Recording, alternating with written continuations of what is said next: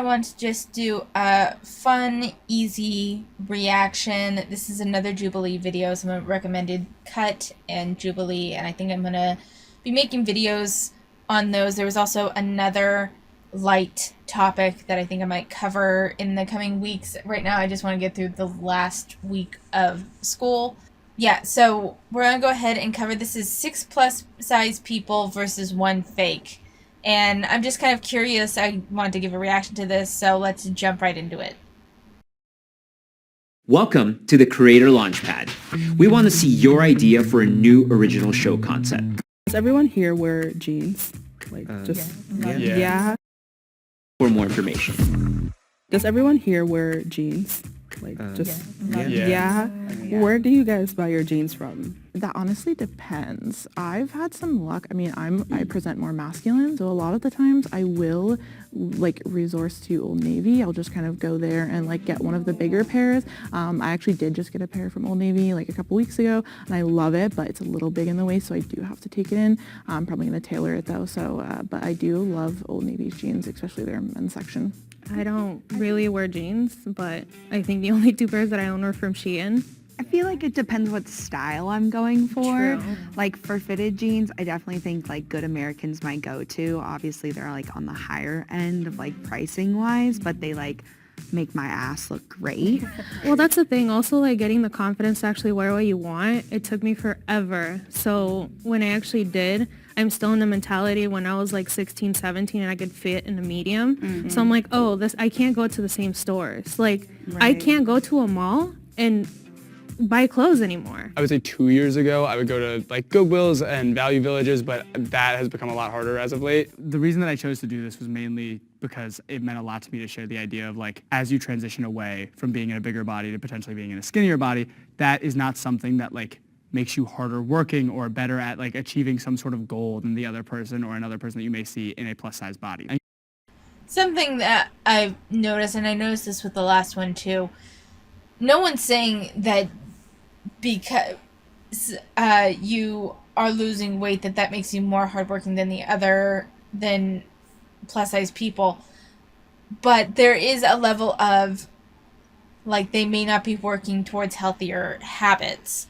It's not, I think overgeneralizing it into just being hardworking is a bit of an overreach, because I think plenty of plus size people can be hardworking and just not put that energy towards weight loss. But there is still hard work that goes into losing weight. And this is something I just noticed with Jubilee last time too. There seems to be this emphasis in kind of adhering to a fat acceptance friendly sort of discourse.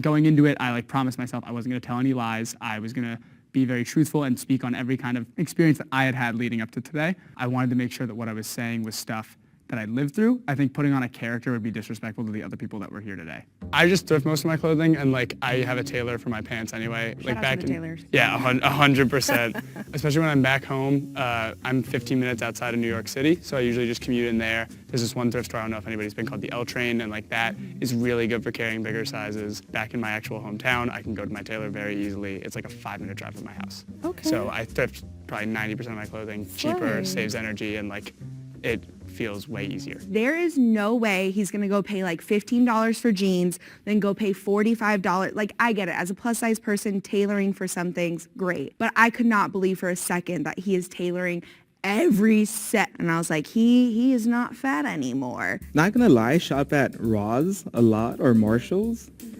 And finding jeans is hard. It's a hit or miss. Sometimes at Ross they'll have bigger sizes, sometimes they don't. But if it says stretch, then I'm usually good on it. I actually didn't even share where I got my jeans from. I realized that. I usually shop at American Eagle. Jeans in general are a struggle to find. Either they fit your thighs and they don't fit your waist, or they fit your waist and it's a struggle.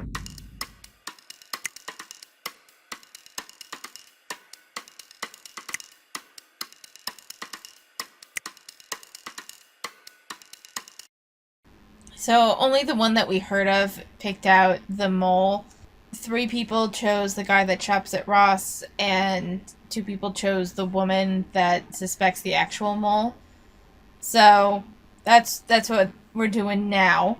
I wonder why they chose the guy that chops at Ross. I'm curious.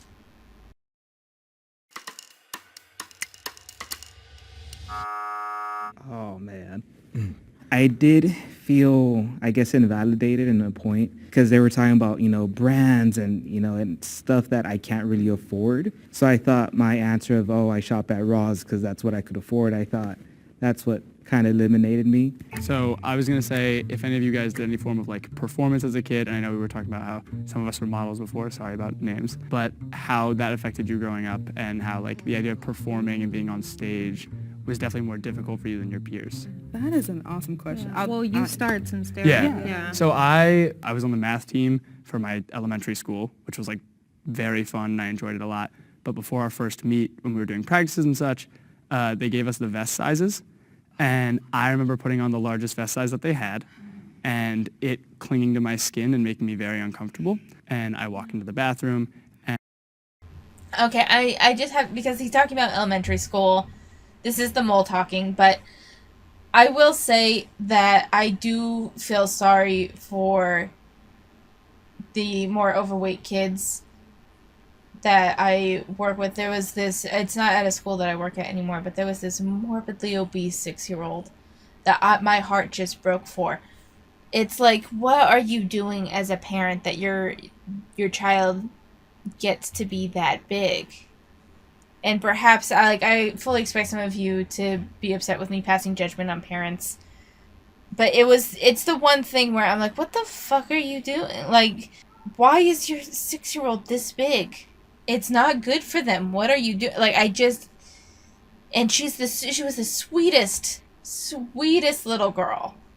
This was a couple of years ago, but, I mean, she was just the sweetest. I don't know what she looks like now. I don't know how she is now. I hope that her family got some, I don't know, nutritional support or something to help her, because my heart broke for her. And if you were so big that you couldn't fit into the largest vest size, my heart genuinely breaks for the fat kids, because they can't control, especially in elementary school, they eat what's put in front of them. Like, it's entirely the parents' fault, in my opinion. And so my heart breaks for them. And I was looking at myself in the mirror and I was like, I can't do this, and I quit. And it really frustrated me that I let that take away something that meant a lot to me. That was definitely like my first experience with like, it is very difficult for me that outside elements are going to take who I am and make that a form of a problem. As a woman in a plus size theater community, it's like, I always got the funny roles or the really unattractive roles. And I'm like, I'm big. That doesn't mean I'm hilarious. Like, Girl, we could talk about this forever. yeah. So that's super powerful, because performing and becoming into yourself, you either have to be overly confident and fake it till you make it, or it will tear you down. So I'm very sorry that happened to you. How do we all identify? Do we identify, like, what do we use to label ourselves, if you have one? P-H-A-T. Thank you. Ooh, I like that. Yeah. I have a weird feeling about that one for some reason. Really? I like just normal. Yeah. Because I'll say fat, and then people will be like, oh my God, fat. And then I'll be like, it's not inherently a bad word. not a It's taboo an word. That's the adjective. biggest... And this is how you can kind of tell that Jubilee is more adhering to the fat acceptance. Because, I mean, again, we saw it with do all plus size people think the same? But we're also seeing it with this one a little bit, where everyone seems to be on the agreement that fat is not inherently a negative word. And I'm sorry, but if you have a true generalized grouping, there's going to be at least one person that doesn't like the word fat as a descriptor. But this one, everyone's very much on the... There's a lot of FA sort of rhetoric that feels like it's subtly imbued in this video. And my only issue with it really is that it's not really a representation of plus size people. It's a representation of the fat acceptance movement. Yeah, that's say the fat all thing. the No, but it time. is kind of taboo, because I was like, oh yeah, I'm fat. Don't say that, you're beautiful. I am gorgeous, but I am fat. I didn't say I was ugly. It's, oh my God, Yeah, bro. I'm sorry, I misspoke. I was People like, treat it like it's right, taboo, and right. that's So the issue, really. it's two truths. I'm like, Exactly, yeah. I feel beautiful, but I am fat. Being fat or plus size does not mean that we're not active, that we're not nice people, that we're not worthy. It really sucks when people treat you differently because you're a size 18 rather than a size 2 or 4. When I, like, for example, great example, I went Halloween shopping, and it's really hard because, like, first and foremost, trying to find the plus size costumes, they're like, oh, it's just kind of integrated everywhere. And it's like, realistically, you have 200 costumes here, but only like 10 are for plus size. Then I go on to the other costumes, and I was like, oh, my choice is to be like a duck or the plus size nun costume covered boobs, knees, everything, but the skinny costume for the other nun was like tits out for her. And I'm like, so I literally, like, my choice is like be a bubble bath or a duck, and I'm like, I need a plus size section when I walk into somewhere because we have not progressed in human society. There was this brand that, like, I feel like that's a stretch. Be like, we haven't progressed in human society. Honey, this is not a form of oppression or a lack of progression in society that you can't find a cheap-ass Halloween costume. I think that telling people to make their own clothes is a little over-reductive, but for this one, if it's a Halloween costume and you don't like the options out there, make it your goddamn self. I don't know why that rubbed me the wrong way so much, but it really did. It's like, it's not, you're fine. I'm sorry, but you are. And if you don't like the way the nun costume is, you can adjust it. You don't even have to learn to sew to adjust it, because the fabric is cheap-ass on those costumes. Trying to sew it is probably dangerous even for a well-seasoned tailor. But you can use a fucking series of scissors and safety pins to make it how you want. I don't know. For me, I'm like, get the fuck out of here with that one. that had this big campaign saying they were launching extended sizes, But and not then in it stores. came out and it was like completely different than the straight sizes, and I'm like, we are just asking for the same thing. Why in do our they get size. cocktail dresses It's and I get moons? literally.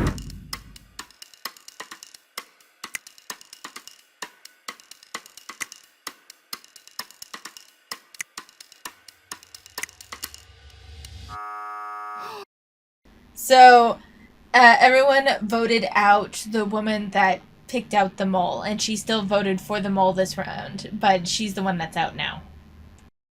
Shut the up. What? Me? Girl, What? Yo! Oh my god! I didn't know it. Who voted me out? I am equally shocked. I'm psychic. I know. One of you was on to something. If you think the mole is still in the box and you wish to continue playing the game, please raise your hand. I think the odd one out is probably somebody who lived as a fat It used person to be, yeah. but lost the weight. But usually a lot of the times people that do grow up fat or, go through weight loss journey, they end up being more fat phobic. That's not in all cases. It's not in all cases, but it does happen a lot. So again, with this, people that were fat, lost weight, are more fat phobic, very much a fat acceptance talking point, number one. Number two, I think the idea that former fat people that have lost the weight are more fat phobic, I think if anything, that gives more credence actually to the fact that being fat is a choice whether you realize it or not, and they managed to escape from this toxic fucking mindset, and they're trying to call out the bullshit. And fat acceptance people just feel attacked by that. And they are actually being called out for it, and that upsets them. Turning in on that, I really do think that in my personal experience, people that go from being in a bigger body into becoming skinny feel some sort of resentment, especially because I think they tie achievement to what they've done for some reason. There's this very big principle of look at what I've done, and they push this American dream-esque mentality of I think that's kind of weird to put it in that sense, but losing weight is an achievement. I'm sorry, but it is. Losing weight is fucking hard. It is, so it's an achievement. It's an achievement to change your habits enough that you are able to maintain a healthy body weight. That is really fucking hard. It can take years, and it requires discipline and a dedication to change. That's an achievement.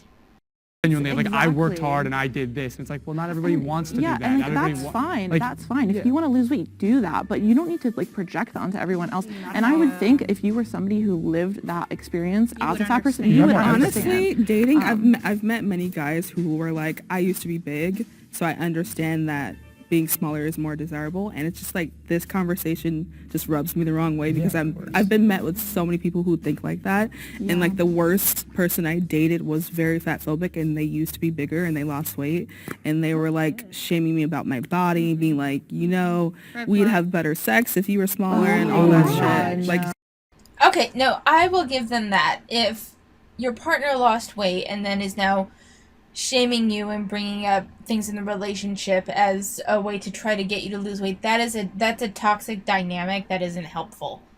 I'll give them that. oh my god. No, and it's the connotation, right? Like, Yeah. because they like quote. Sorry, Fat is I was bad. gonna throw up air quotes, but we all blindfolded. Because they like put in the work, Yeah. that part being air quotes, and like became Yeah. into a skinnier body. Yeah. All of a sudden, there's this idea Wait, like yeah. you aren't working as hard. Yeah. But, but again, not everybody Yeah. wants to work that hard. Exactly. Quote, unquote. Can we also go down the line and maybe just say if we have been fat or plus size most of our life, or if Oh, it, actually, that's great because I wanted to say for me it was a little bit different. Growing in South America, there isn't a lot of overweight people, obese people, and I've always been curvy, so to speak, and I was fine, but I was still like, you know how they say I spent my skinny years thinking I was fat? So I moved to the U.S. when I was 16, and I started gaining weight. The life here is different. I wasn't as active. I wasn't doing sports anymore, and then I was on birth control. So for me, it was hormonal imbalance that made me gain a lot of weight. But it really sucked, and in my own skin, I'm gonna start crying. I'm sorry. Here's the thing, though. I don't know if hormonal imbalance really made you gain weight or if it just maybe increased your appetite. Because here's the thing with the fat acceptance movement, and I don't mean to discredit anything that she's gone through, but you can't just gain weight out of thin air. There was something else. Even if you're like, the hormonal imbalance made me gain weight, the hormonal imbalance doesn't create calories. Either your TDEE went down, or you eat more, or you work out less, which would still make your TDEE go down.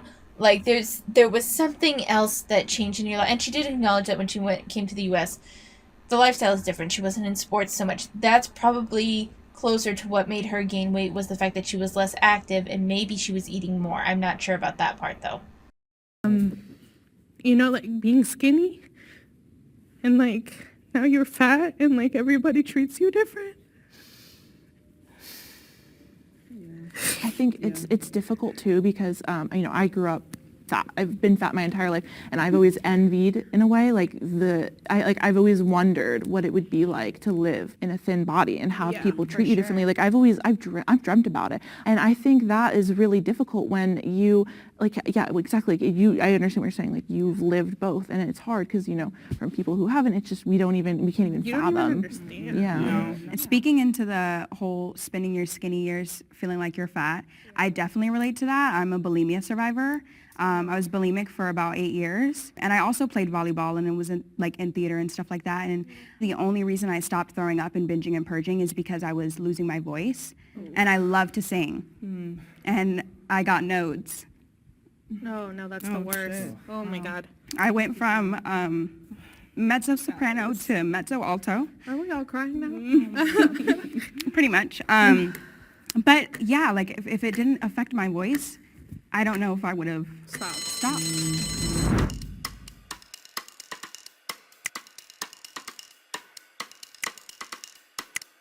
It really broke my heart after, having to vote people out who, in my heart, I knew were fat. To just feel invalidated, that sucks. That really sucks.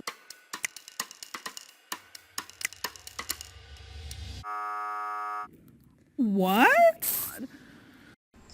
So, I don't even know how to describe the one that was voted out.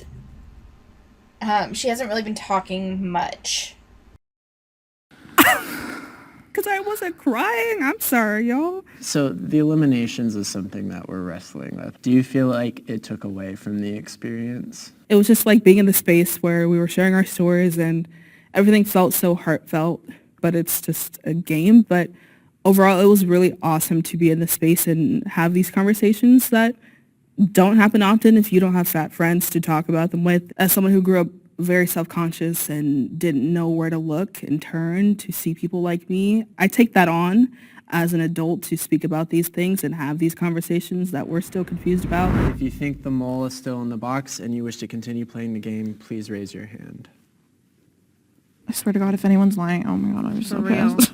If the lights turn green, that means you have voted the mole out and you win.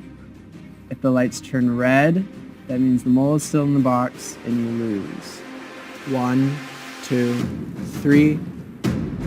Oh no, we lost. On the count of 3, everyone can take off their blindfolds. 1, 2, 3. I knew it. So the mole was still in the box, the mole won. I will say, though, that part of the reason why I think they were able to fly under the radar so much is because they did genuinely believe a lot of the facets of the fat acceptance community, which pretty much all the plus-size people in the box to begin with were clear. That's clear what their alignment was. I would be curious if it was someone who was very much anti-FA, but knew a lot of the FA talking points. I would be curious if they would be able to trick the plus-size people. I would be curious about that. Because this guy was very much a believer. No wonder he flew under the radar and stuff. Like, all of his points were from experience as a former fat kid, and he clearly believed a lot of the lines of the FA rhetoric. But I would be curious if it was someone very much not an FA that would be able to fly under the radar or not. I knew Wow. it. I told a heartfelt story about dating someone fat phobic. You guys voted me. Okay, can we talk about 1,000,001 reasons why it was Derek? Okay, the only one that got me was like the theater. Like I really could relate with that. So I obviously know that No. you really That were is through your that. biggest red I think flag. that was true. It was true. That's what I'm saying. That's an Giving me important away thing. was Nothing. giving you away was There is that not a single. you Yeah. were giving- So when I was in 4th grade, I was 4 feet tall. I was 144 pounds, and my doctor told me that I was morbidly obese, and it was a very self-image wrecking thing for me because he used language that made it seem like I needed to change, as opposed to just assessing where I was. Like I said, everything. Okay, if you're in 4th grade, though, why the fuck is the doctor talking to you about this? This is something to talk to your parents about. Like, what the fuck? See, that's the one thing I'll give the fat acceptance community is it's important to teach kids about nutrition and exercise and healthy living and all of that stuff, but you don't put the responsibility of the choices on the child.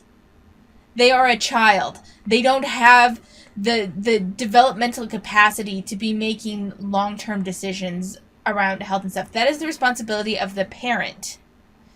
The parent can request that they not be given sugary snacks at school.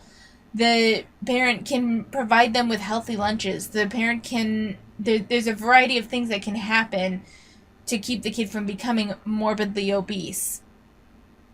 A doctor or any school official, because there was one time when we heard someone talking about their teacher trying to educate them on how to read a nutrition label, and while I don't have a problem with the information given again that it was an elementary school child, it's information that's going to go over their head in a lot of circumstances, and they're often going to be like, why are you telling me this? Because the ability to say you make good choices now so that way 5 years, 10 years down the road you don't have health issues, you don't have joint issues and stuff is so beyond a child's capacity for understanding that a doctor talking to you about your morbid obesity and about your choices in the 4th fucking grade is an overstep.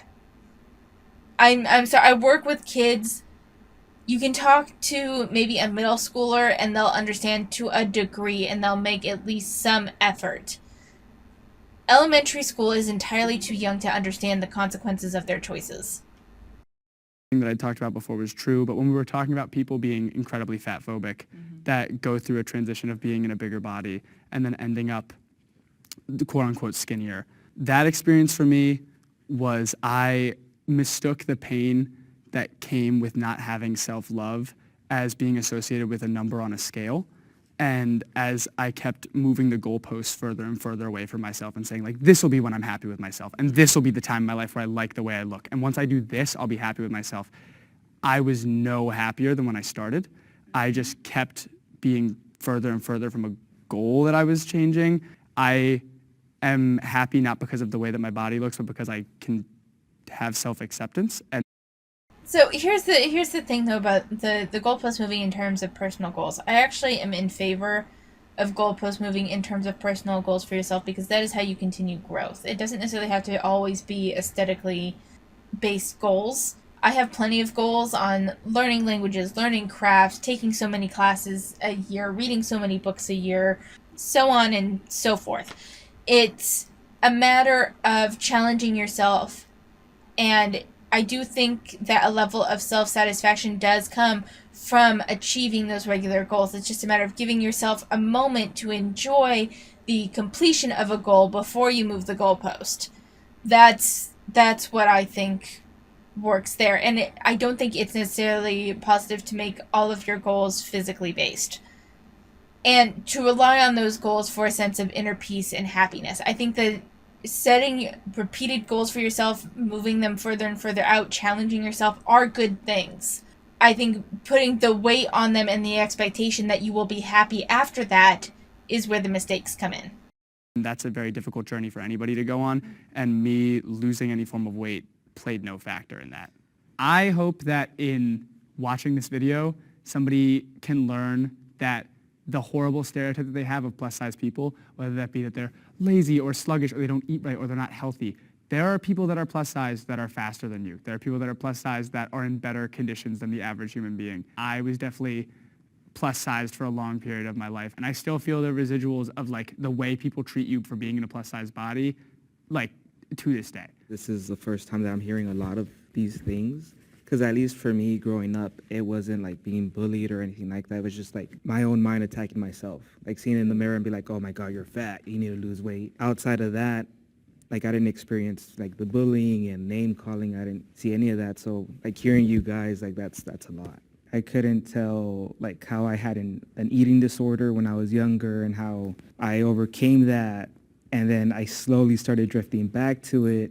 And I'm trying to lose weight now in a more healthy manner. So I wish I could have told that story to the group. I'm sorry to anybody that shared something personal and then like because of this feels like they were lied to or abused. Like I came into the game with the idea of just having fun, and I promised myself like I'm not gonna lie a single time that when I speak. It's like I didn't want to like come in here and build a character. I hope people who watch this video, no matter what size you are, I think it's important that we're just kind to people and treat everyone with respect. I hope everybody just takes away like empathy. You never know what someone's going through. You never know why someone's plus size. I don't know who made the rules, but we can create our own rules now, and I hope that everyone in the comments and everyone who's watching takes that away and just tries to be a better person more. Here's the thing, I'm not against having compassion and kindness for fat people. I think that that's important for everyone to have for everyone else. It's kindness and compassion. But the thing is that kindness and compassion doesn't have to come at the expense of differing opinions. I can have kindness and compassion for you and still say that your weight is the result of choices that you've made up until this point. I can have kindness and compassion for you and disagree that airlines should have plus size policies in place to accommodate you.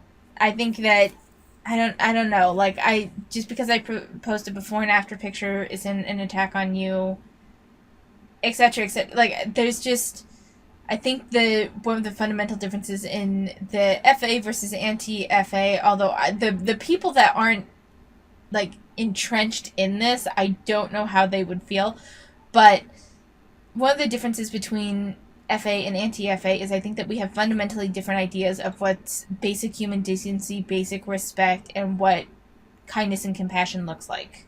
Like before, I want to go ahead and read some comments real quick. This is the top comments, and the first one says, The mole is very respectful, and I really appreciated him speaking honestly on his intentions. Second one says, oh no, I feel so bad for Bradley for thinking he got eliminated because he shops at cheaper places and couldn't relate to the brand stuff. Hope he knows there's nothing wrong with shopping at Ross. Number 3 says, loved Derek. He did a great job winning, yet remaining incredibly respectful and empathetic. Number 4 says, I don't understand why everyone starting attack Derek once it's revealed he was the mole. The fact he still remained respectful to the end. Much love. And number 5, we're only going to read the top 5 this time. Derek the mole was great and was super respectful towards everyone. People playing this game should not be feeling sorry to vote someone out. They also shouldn't attack when they find out someone was lying. It is the game. You know what you signed up for. And these are the newest comments. Wow, one from just 11 minutes ago. Haley is so annoying. You got voted out. Just walk off and shut the fuck up. Number 2 says, damn, look at the size of those legs. Number 3 says, I'm confused. Being plus size doesn't mean you're not healthy. Show me the CBC, glucose, and lipid panel. Number 4 says, if a doctor tells you that you're obese or morbidly obese and that you should lose weight, it's not because he or she is fat phobic. It's because it's their job to make sure that you are healthy. This is a good one. I don't think that... I understand getting frustrated with Haley, but for the look at those legs, that's not really a necessary comment to make. And then the 5th comment that we're going to look at for the new ones is at 8:28. I love that Derek said, not everyone wants to do it or has to do it. Being restrictive is hard, and some people can spiral into dangerous and unhealthy behavior. So, overall, this was another video from Jubilee where it felt like they were leaning far more into the fat acceptance realm of plus size people rather than a more general plus size people grouping. And so I definitely think that colors the message and the perspective of the video. I'm curious to know what you guys think. This was just meant to be kind of a fun reaction little video for this week. I hope everyone enjoyed it. I don't really have much to say right now, so thank you for watching. Take care of yourselves, and I'll see you next time.